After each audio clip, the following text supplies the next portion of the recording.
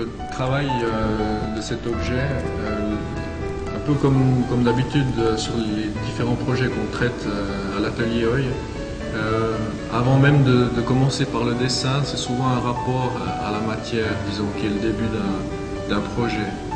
Et particulièrement pour ce projet, c'était peut-être même avant le rapport à la matière, l'idée de travailler sur une thématique.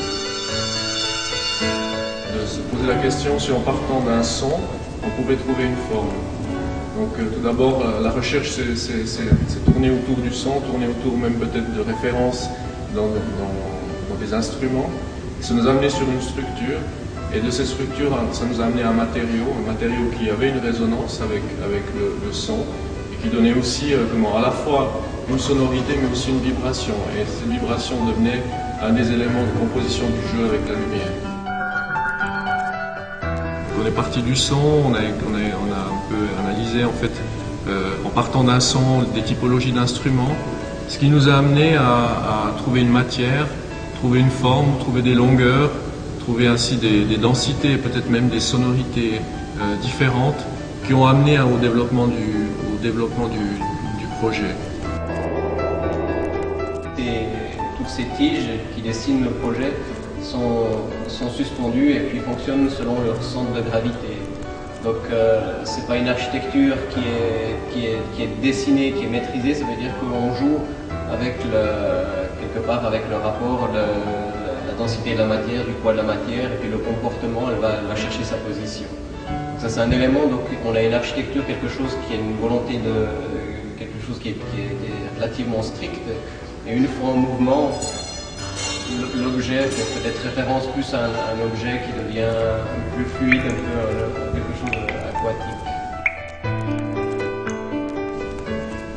Le chemin du développement a commencé avec une installation, ce qui est peut-être aussi atypique pour la recherche d'un Produit.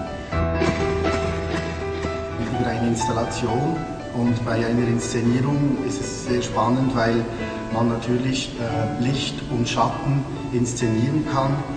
Man hat auch die Möglichkeit, Dinge auszuprobieren, welche über einen Strich eigentlich nicht möglich wären. Die Studie war eigentlich, die Klangkörper einerseits zum Klingen zu bringen und andererseits auch in einem Raum die Form zu definieren. Also es sind nicht statische Elemente, sondern dynamische Elemente, eigentlich gleich ein Spiel einer Qualle im Wasser oder eben ein vom Wind inszeniertes Objekt.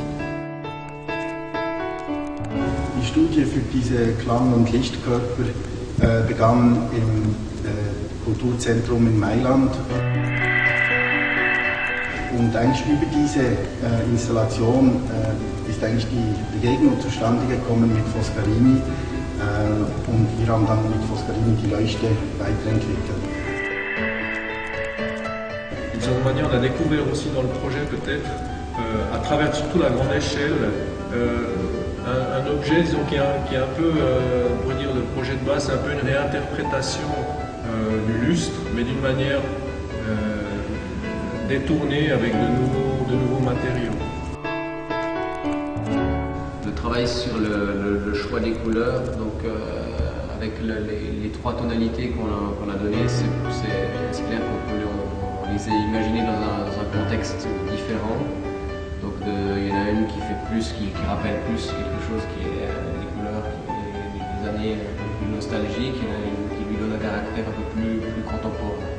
Donc on a cherché quand même avec ces trois dimensions de ne pas faire une homothétie du produit, mais de lui donner trois personnalités où la couleur métallisée participe à entre la géométrie, l'architecture et la couleur. Par rapport à la mise en lumière, il y avait différents problèmes. On a donc étudié trois différents types d'éclairage. Une qui fait la mise en lumière de l'objet, une qui est en fait une lumière fonctionnelle et une lumière qui est indirecte par le faux plafond.